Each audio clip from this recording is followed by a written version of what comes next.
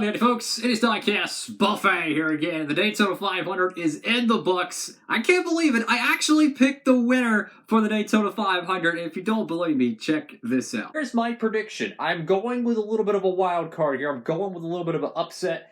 I don't think anyone truly thinks he's going to win it. I personally don't think he's truly going to win it, and that's why I'm picking him. I am taking Austin Cendrick to win the Daytona 500. So I picked Austin Cendrick to win the Daytona 500. If you don't believe me, go to my Instagram at DIECASTS and you can literally see the video. I picked Cendrick to win the 500.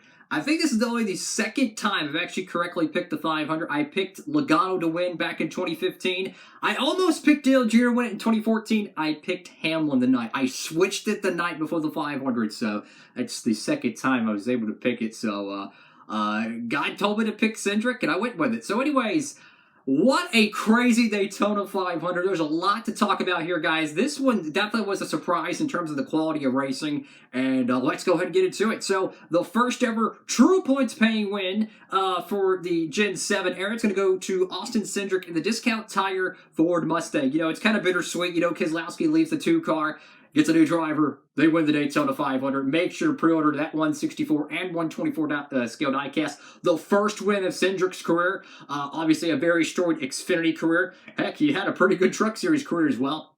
You're going to want to get that Daytona 500 win.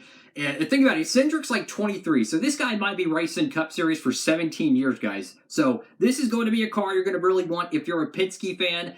He might be racing a long time, and to have his first win car, it's going to dry up down the road. So I would highly recommend pre-ordering that. Holy cow, man, what a great Daytona 500. So I'm going to start the video off. Obviously, if you want to pre-order that car, you know, make sure to check out the promo code down below. Use the code DIECASTBuffet at Circle B Diecast or Plan B Sales, and you'll get free shipping. But the dual races this week had me perplexed. The dual races, I'm going to be honest with you, were the worst dual races I have ever seen. I'm going to keep it straight honest. The drivers raced so conservative there that there was hardly any passing, and the pit strategy was really reminiscent of the mid-90s NASCAR restrictor plate racing. And I also have some good news to report. The Brad Keselowski and the Chris Buescher dual race wins are available in the 124 and 164. Now, usually the 164s get canceled, so make sure to pre-order it, guys. Make sure to pre-order it. Heck, I wouldn't be surprised if Roush did a 2-pack because they're, you know, obviously the rebirth of the RFK era, or Roush era, but now it's RFK. But in the dual races, I expected that it was going to be a very, you know, what do you really call it? A early 2000s Gen 4 race, but in a bad way. Meaning you're going to have 4 to 5 car packs. You're not going to see the heavy packs you may have seen in, you know, 2001, 2002, or of course in the Gen 5 era. But I was pleasantly surprised. I don't know if there was a quiet change they made of the race cars post the Daytona duels, because it almost looked like I was watching 2 different eras of cars. Like, the way the cars are racing and the 500 looked nothing like it did in the dual races. Granted, there's half the field, but even after, you know, 10 some odd cars broke away from the main cluster on the restart, we saw these cars still stay packed up together. They were able to make passes. So again, maybe I'm out of the loop and they made some quiet changes behind the scenes, but whatever it was, these cars raced fantastic. Very much like the Gen 6 era, not like the Gen 4 era I was expecting. So you need a high car count to make these cars race well. And a low car count, let's be honest, guys, the racing could be a lot better. So, through the race, there was so much unknowns. I mean, the atmosphere for this Daytona 500, it reminded me so much of 2001. Just beautiful sunshine, right? I love the really sunny Daytona 500s. Sold out, 150,000 plus people, my dude. The whole infield completely loaded. Usually the broadcast television partners, they like to not show the camera on the grandstands because more times than not, they're empty. And they showed the whole front stretch. I mean, my God, that was so cool. Definitely reminiscent of the 2000s NASCAR boom. And I tell you what, I hope they keep some momentum going. So many people for the 500. We got perfect weather for the race. Unbelievable racing, guys. And just so much unknowns. You know, the Gen 7 car, how was it going to produce? I thought the Gen 7 racing at the 500 was great. Finally, we actually got to see some real crashing with the cars, because I was super curious to see how these cars are going to break apart. And there's a couple of things that I noticed. Number one, they actually get airborne a little bit easier than Gen 6, which I think they'll correct down the road. At least that's from my observation. Who knows? It could be because of the diffuser. It could be because the car's completely flat underneath. Not sure on that, but I think they'll make some changes and they'll be fine for Talladega. Another thing I noticed is anytime these cars get hit in the left or right rear of the car, it breaks the rear transaxle or breaks the hub, something with it, because every time they got hit in the back corner panel of the car, and I'll show this for example, this portion here of the back end of the car, it would actually bowed in the wheel, so it completely breaks it. So to me, that's much more fragile compared to the Gen 5, 6, and 4 era. So that's definitely different, and especially for the front end of the car, it seemed like any contact they made to the front left or right front wheel hubs, it broke them. So in those regards, are a little bit weak. We even seen a broken wheel, I believe it was, one of the cars, and then we even seen a wheel come off during the race. So everyone's getting used to the whole new pit stops, which is exciting to watch. But oh my God, man, these cars raced fantastic. They were able to bump draft, which I miss bump drafting.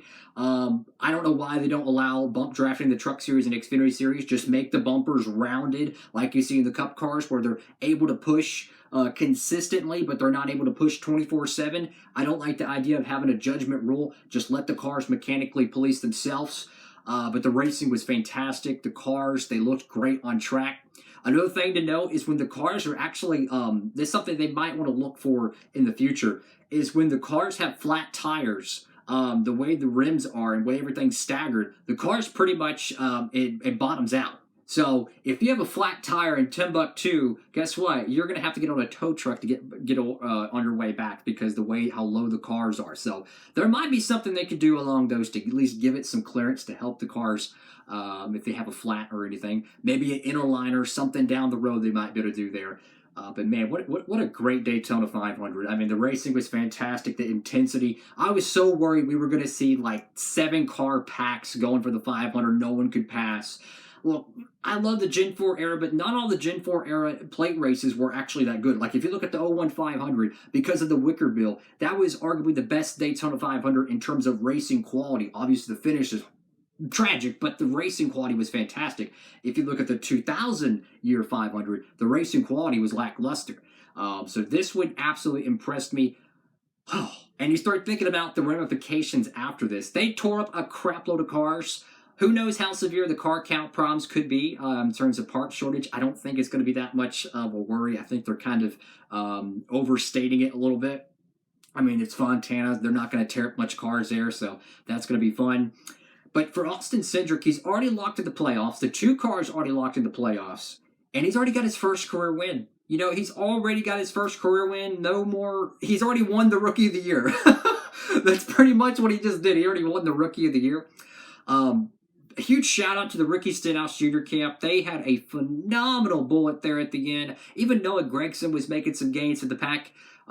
It was a fun Daytona 500. I'm glad they got one final restart. Hate to see some cars get tore up, but it was a good race, man. It was a lot of action, a lot of passing. I am thoroughly impressed. And so far, based on this, really good job. I hope they don't make any drastic changes to the rules package for Talladega moving forward. I like this. They were very racy. The cars were able to move around. I mean, for crying out loud, even the 23 car didn't have a right front fender, and he was still able to be competitive in the pack. So these cars, I like them. I'm definitely impressed. Thumbs up for me. What do y'all think, guys? Austin Cendrick wins the Daytona 500.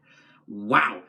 Blaney, it's like every single year the Menards car comes up second place. Tough luck for Blaney. Thank you all so much for watching. Make sure to give the video a huge thumbs up, like, comment, and subscribe. And make sure to pre-order your Austin Cendrick 124 and 164 race win from the Daytona 500. And of course, you could also pre-order the Busch Clash Joey Logano and the dual race wins, Buescher and Keselowski. Ford has dominated thus far here in terms of winning percentage, but look go to Fontana. Watch out for Mr. Larson. He's pretty good.